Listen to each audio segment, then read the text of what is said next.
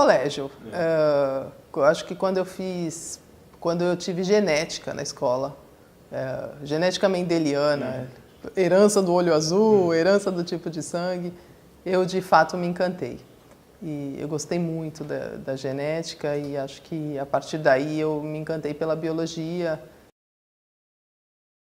Minha história com a ciência vem bem desde pequenininha. Eu acho que eu sempre quis ser cientista. Eu lembro que eu estava em casa e eu peguei um livro de biologia do meu pai, eu devia ter uns 8 anos, 10 anos, e comecei a ler.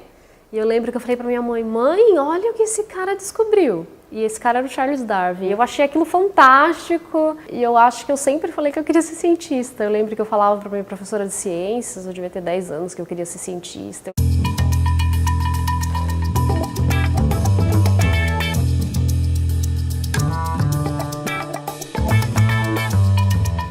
A pergunta é, o tripanossoma, ele tem um ciclo de vida que é aquele que a gente aprende na escola, que ele transita entre o barbeiro e o mamífero. E durante esse ciclo de vida, ele vai alternando de formas. Então, quando ele entra no barbeiro, ele é de uma forma, quando ele sai do barbeiro, ele é de outra, quando ele entra no hospedeiro mamífero, ele é de uma forma.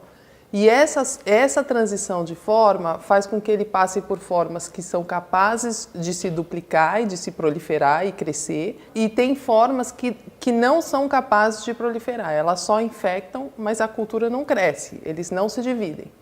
E a nossa pergunta é, por que tem qual é a diferença entre essas formas? Por que tem formas que duplicam o DNA e tem formas que não são capazes de duplicar o DNA de maneira nenhuma?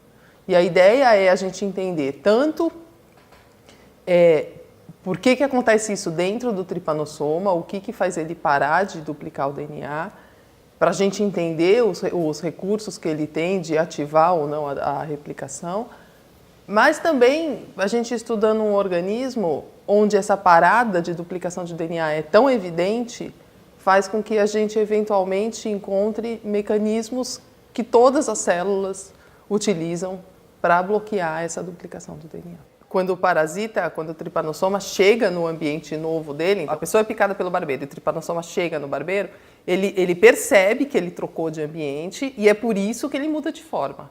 São os sinais do ambiente que fazem ele alterar.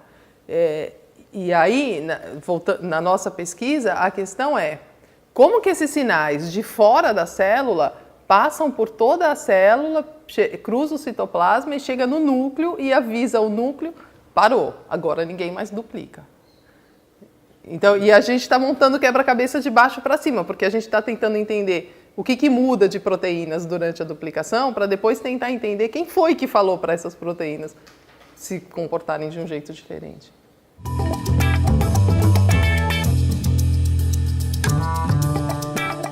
Eu estudo a cromatina.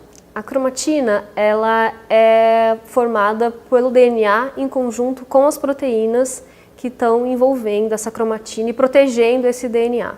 Porque o DNA ele é muito grande, o DNA de célula de mamífero até tem uma estimativa de que ele teria 2 metros e se esticado, e quando a gente coloca proteínas para empacotar e proteger esse DNA, ele cabe dentro de um núcleo que tem, sei lá, menos de 10 micrômetros. E em tripanossoma a gente tem uma ideia mais geral. A gente queria entender como que essa cromatina existe em células que replicam, nas fases do tripanossoma que se replicam e nas fases que não se replicam.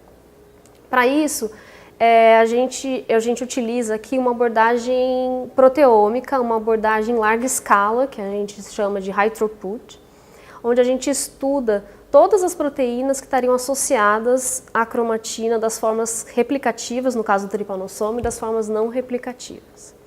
Com essas informações, através dessas análises de proteômica, a gente consegue, além de identificar essas proteínas, conseguir quantificar essas proteínas.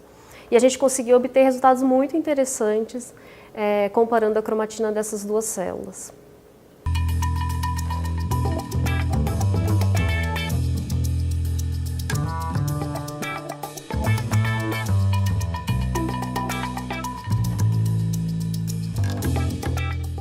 A beleza na biologia, né? A beleza dos fenômenos, como tudo se encaixa, como as moléculas têm que uma se encaixar na outra, se encaixar no DNA, e como a ordem também de que esses encaixes acontecem são importantes. Eu acho que isso me fascina.